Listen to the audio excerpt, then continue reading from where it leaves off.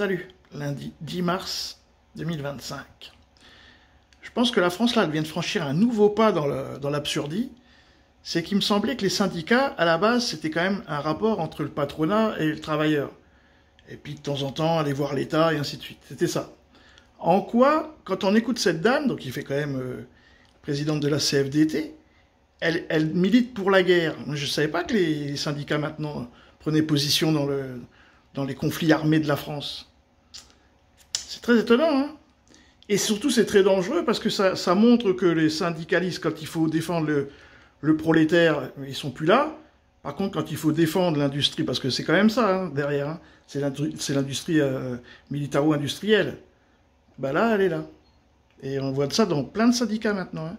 Syndicats, ils sont plus du côté... Enfin, est-ce qu'ils ont déjà été du côté des salariés? Bon, ça, c'est une autre histoire.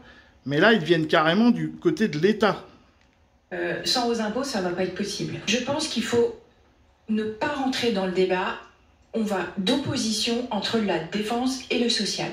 On n'y arrivera pas. On n'y arrivera pas pour une raison. On ne va pas choisir entre le canon et les allocations pour reprendre la formule d'Étienne Jernel. Cette formule, elle est terrifiante. Cette formule, elle est terrifiante. Comment on fait bloc face à un agresseur qui est la Russie aujourd'hui, avec un peuple qui se dit je veux bien contribuer à faire des efforts, mais il faut que tout le monde fasse des efforts. C'est-à-dire qu'on ne peut pas avoir ce débat opposant la défense et le social sans cohésion sociale.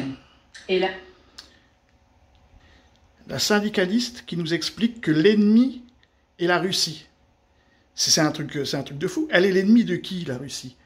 Est-ce que la Russie attaque la France? Est-ce qu'on est en guerre militaire? Non, c'est-à-dire que maintenant, on est dans des guerres préventives. C'est Minority Report. Préventivement, il va falloir se mettre en position de guerre pour faire la guerre à une Russie future.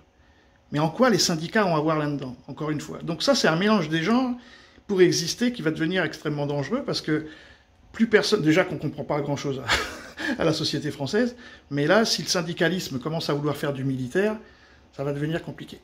Salut les amis!